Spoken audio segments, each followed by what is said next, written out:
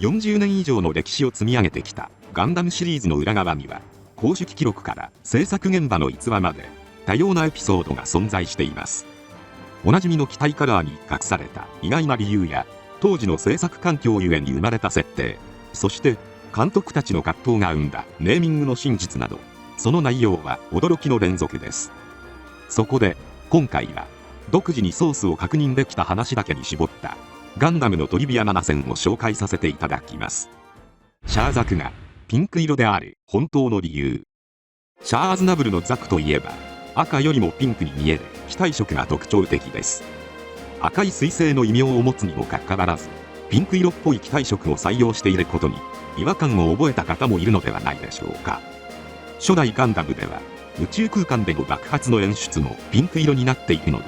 巷では当時サンライズにあのピンク色の塗料が余っていたから採用されたという噂もささやかれています。ただ関係者の話によると、あのピンク色には作画上ちゃんとした意味があるようです。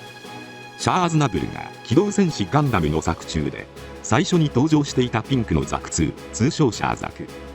キャラクターのパーソナルカラーが赤にもかかわらず、機体はどこかキュートなサーモンピンクで染められています。そんなシャアザクのピンクについて、当時サンライズに所属していた風間博氏は自身の X でシャアが透過するのを防ぐという意図があったと語っていました。風間氏曰く、シャアが自分の制服と同じ色の機体の前に立ってしまったら、首から下は線だけという絵面になってしまう。そこでシャアの服とも連邦側の機体とも被らない、かつ宇宙で映える赤を探した結果、あのピンク色が採用されたようです。またアニメイトタイムズが2018年5月3日に配信した安彦氏へのインタビューによると、あのピンク色はガンダムを制作した際に頼み込んで入れてもらった新色で、つい嬉しくなって使ったと掲載されています。塗料が余っていたという説はいかにも当時の現場らしくて面白いですが、わざわざ頼み込んで入れてもらった新色が現場で余っているとは考えにくく、さらにシャアの制服の色を考慮し、視認性や透過を防ぐために採用したという話も踏まえると、少なくともシャアザクのピンク色は塗料が余っていたから採用したという説は考えにくいのではないでしょうか。竜の幻の初期設定。ホワイトベースの潤滑油的存在だった竜補正。時に優しく、時に厳しい態度で精神的に疲弊するクルーを支えた良き兄貴分的キャラとして知られています。そんな竜ですが、初期案では黒人として描かれるはずでした。竜はブライトと同じくホワイトベースの中では数少ない職業軍人です。民間人であるアムロたちより一回りは大きいがっしりとした体格は竜の軍人らしさを際立たせています。そんな竜ですが、機動戦士ガンダム記録全集1によると、アルゼンチン系の血を持っていると設定されていました。ただ富野監督は最初竜を黒人にしたかったと、ニュータイプ 100% コレクション23機動戦士ビクトリーガンダムボリューム2に掲載されたインタビューで語っています。しかし当時のテレビとしては取り扱うのが難しい問題だったのか、竜の肌の色について局や代理店からクレームが来てしまい、変更せざるを得なかったようです。こうした時代特有の価値観は他の制作スタッフも強く感じていたようで、安彦氏は書籍安彦義和マイバックページズにて、70年代の子供向け番組では主人公は美少年かつ日本人にした方が安全という風潮があったと語っています。ただビクトリーガンダムの頃にはテレビ側の価値観も変わっていたのか、肌の色も自由に選べるようになっていたようです。実際富野監督はマーベットやシャクティの肌の色については誰も何も言ってこなかったとも振り返っています。ちなみに竜と黒人といえば、皆さんはあの伝説のクソゲーガンダム0079ジワーフォーアースを思い出すのではないでしょうか。こちらの作品で竜がなぜか陽気な黒人キャラに変更されていたのは、初期の富野監督の意向が反映されているわけではないでしょうが、結果的に原案に忠実な竜を登場させられたのは面白い偶然とも言えそうです。オリジン誕生の裏事情。安彦氏が描いた漫画版ガンダムであるジオリジン。アニメ版を踏襲しながらも独自の設定を盛り込んだもう一つの機動戦士ガンダムとして非常に高い人気を誇る作品です。そんなジオリジンですが、実は現実で起こったとある大事件が誕生のきっかけとなっています。ジオリジンはガンダムの単なるリメイクではなく、シャアの過去の掘り下げなど独自の要素を盛り込んだ平成版ガンダムともいえる作品です。また既存キャラクターの設定見直しもされたため、原作とは少々印象が異なる人物もいます。そんなジオリジンが誕生した理由の一つとして、朝日新聞が2020年2月21日に公開した安彦義和のジオリジン後編によると、安彦氏は95年に発生した地下鉄サリン事件があったと語っています。安彦氏は時間を経るごとに人類の革新イコールニュータイプが世界を変える、それがガンダムのテーマだと考えるオタクや批評家が現れるようになったことに危機感を覚えました。彼らのニュータイプ思想は先民思想と変わらないと感じていたようです。そんな時代の中、1995年にオウム真理教が引き起こした地下鉄サリン事件ですが、中にはガンダムの影響もあると指摘する評論家もおり、事実、書籍、母性のディストピアなどでは、信者が自らの教義を説明する際にニュータイプの概念を引き合いに出したこともあると語られています。そして安彦氏も彼らの残忍な行為を口当たりのいい言葉で正当化するあり方は、放映以後歪んで理解されたニュータイプ思想に通ずる点があると感じたようです。そこで安彦氏はガンダムの理解の歪みを是正するためにもう一仕事しなくてはと考え、ジオリジンの執筆に取り掛かったと述回しています。サブカルチャーが社会に与える影響の危うさを正面から受け止め、自らの筆でその歪みを正そうとした安彦氏の姿勢には、クリエイターとしての信念を感じられるのではないでしょうか。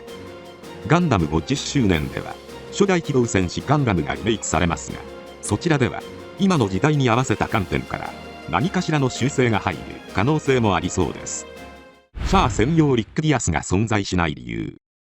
ゼータガンダム序盤のクワトロ・バジーナの愛機であるリック・ディアス。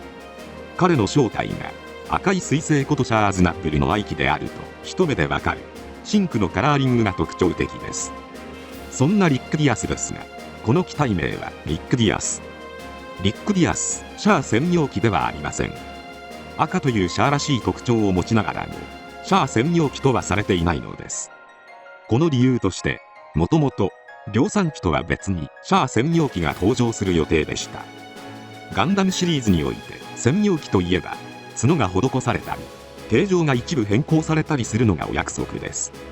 しかしリック・ディアスに関してはクワトロが乗っている機体と量産機の間にカラーリング以外ほぼ違いが見られません。しかも後に一般兵の機体もクワトロにあやかって赤色に塗り替えられたため、赤イコールクワトロ機という印象は薄いように感じます。これについて書籍モデルグラフィックスボリューム10によると、リック・ディアスのデザイナーである長野守氏は、実は本当はシャア専用ディアスはデザインを作らなくてはならなかったはずと語っていました。ただ同時に、なんと当時私は全くそんなことは忘れていたのである。監督もはっきり言って忘れていたに違いないとも明かしています。つまりシャア専用のリック・ディアスが登場しなかったのは設定上の理由ではなく、単なる監督とデザイナーの度忘れだったということです。ちなみに同誌には長野守氏が考えるシャア専用ディアスとして RMS099RS シャア専用突撃型が登場していました。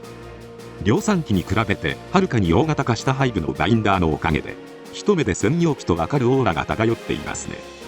そしてガンダムウォーズ2ミッションダブルゼータにて長野氏がモデルグラフィックスガンダムウォーズプロジェクトゼータに掲載したモデラー向けの部分項をもとに、秋田上樫がクリーンナップして生まれたのがダブルゼータに登場するシュツルムディアスだったということが説明されています。もし長野氏が忘れずにシャア専用機をデザインしていたら、百式へと乗り換えるエピソードもまた違ったものになっていたかもしれません。柔道幻の初期案。ガンダムダブルゼータといえば、前作のゼータガンダムのシリアス要素から一転しコミカルな物語が展開されるのが特徴となっています。そんな作風を象徴するように、主人公のジュドー・アーシタン、アムロやカミーユとは打って変わり、妹思いで明朗快活な性格の人物として描かれていました。そんなジュドーですが、初期案では精神的に追い詰められ女性不信とマザコンをこじらせるキャラクターとして描かれる予定でした。当時のガンダム主人公といえば、アムロ、カミーユの機械いじりが好きで内向的な少年というイメージが強かった方も多いでしょう。だからこそロボットものの主人公らしい人当たりが良く豪快な柔道は非常に新鮮な存在に映っていました。そんな柔道ですが、実はマザーコンプレックスをこじらせる繊細な一面を持つ人物となる予定だったようです。別冊アニメディア機動戦士ガンダムダブルゼータパート2完結編に掲載された初期案によると、柔道はエマシーンに恋するものの最終的には失恋し、それが原因で柔道は女性不信に陥ってしまいます。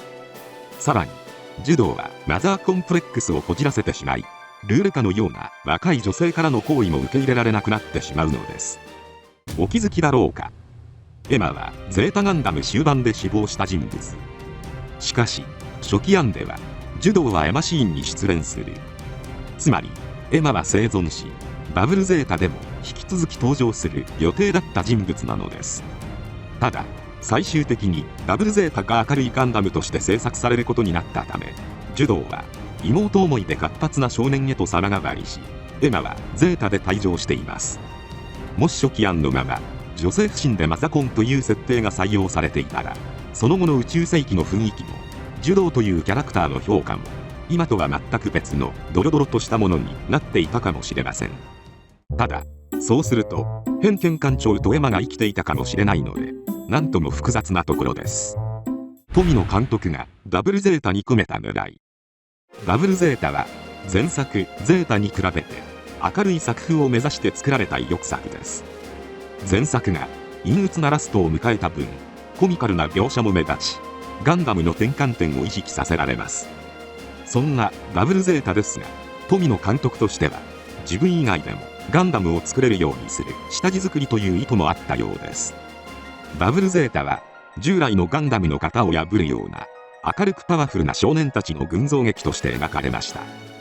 合体変形機構を持つ派手な主役機やバラエティ豊かな敵キャラクターたちは、それまでの富野節に縛られない自由さを許容する空気感を持っています。それまでのガンダムファンはややギャップを感じたかもしれませんが、それこそ富野監督の狙いでもありました。別冊アニメディア機動戦士ガンダムダブルゼータパート2完結編のインタビューによると、富野監督はダブルゼータを始めるときに僕以外の人でも作れるように切り替えたつもりと語っています。そのため仕事の領域の取り方を広く持たせて他の人でも作れるフィールドを作ったようです。そして富野監督はガンダムは他の人でも作れるということはダブルゼータが確信させてくれたと手応えも感じていました。同時に監督自身ガンダムの仕事について具体的な話さえあればやりますというつもりであるものの、10年後に本当はこういうガンダムを作りたかったんだろうというフィルムを作ってくれたらいいなともこぼしています。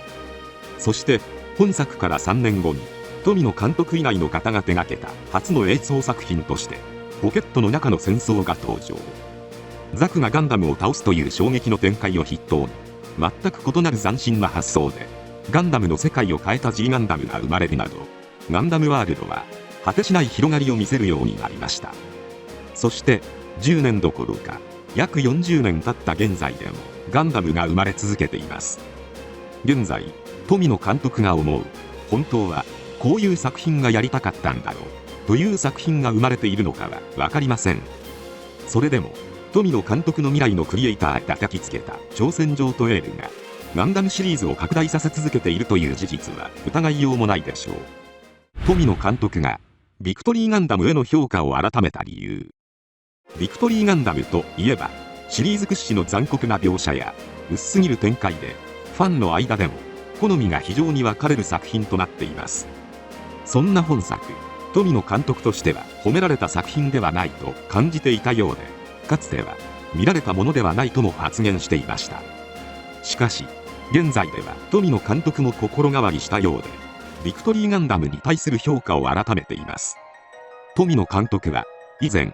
ビクトリーガンダムの DVD やブルーレイが発売するたびに非常に厳しい評価を下していました。例えば2004年1月23日発売の機動戦士ビクトリーガンダム DVD メモリアルボックスに付属された副読本のインタビューでは、この DVD は見られたものではない。買ってはいけませんと述べています。また、2015年7月24日のブルーレイボックス発売に合わせて寄せたコメントでは、この作品は全否定したいと思っているものです。このような結果になったのは、全て監督の責任です。何かの間違いで、このブルーレイで見た方は、機動戦士ビクトリーガンダムの何がダメなのかを探してみてください。とまで語っていました。このように、ほんの10年前までビクトリーガンダムをこき下ろしていた富野監督ですが、近年では本作に対する評価も変化しつつあるようです。実際、グレートメカニック G2023 サマーのインタビューでは、ビクトリーガンダムを作ったのは間違ってなかったと口にしています。その理由として、富野監督は現実の世界情勢とのリンクを挙げていました。例えば、プーチンによるウクライナ侵攻。この戦争は中世の王侯貴族の時代の戦争で近代の戦争ではないと言われることがありますが、監督はそんなプーチンのやり方とビクトリーガンダムの戦争は非常に似通っていると感じたようです。そのため監督はビクトリーガンダムがそうした世相を先見した作品、または人類はこういう風にしかならないと示した作品として本作の価値観が見直されていると語っています。またビクトリーガンダムを見返して改めて G のレコンギスタはここから始まっている。自分の情報量みたいなものが確実に受け継がれていると感じられたからこそ、作ったのは間違いでなかったと認められたようです。そして富野監督はインタビューの最後に、皆さんちゃんと見てくださいとシャクティに習ったセリフでビクトリーガンダムの主張を促していました。買ってはいけないというあまりにも有名な否定の言葉から20年、監督自らがその呪縛を解けた事実は、ビクトリーガンダムファンとしては感慨深いものがあるのではないでしょうか。ということで以上、ガンダムに関するトリビア7選でした。制作現場の切実な事情や監督たちの葛藤が、結果として40年以上愛される作品の深みを生み出していると考えると、改めてガンダムという作品の底知れなさを感じるのではないでしょうか。今回は以上となります。チャンネル登録されるかはお任せいたしますので、もしよければもう一本動画を見ていただければとても嬉しいです。最後までご視聴いただきありがとうございました。